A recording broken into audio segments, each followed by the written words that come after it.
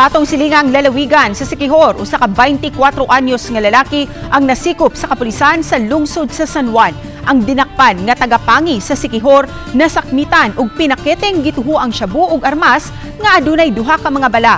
Human natimbrihan ang kapulisan nga adunay gitangkil ang lalaki.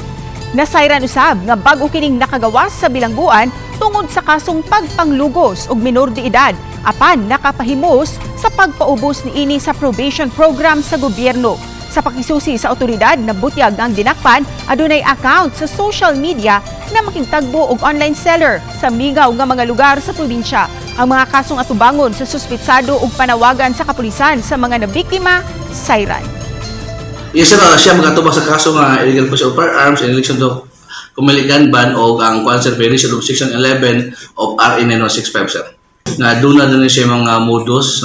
So karon sir, ang gihangyo ng mga nabiktima niya, sir, under the name of Mike Revilla, kung ano na may mga katuyuan niya o ano na may kaso ipasangat, ayaw mo makuli ang pagduwa sa itong kapulisan para itong mahikilin ng mga kaso.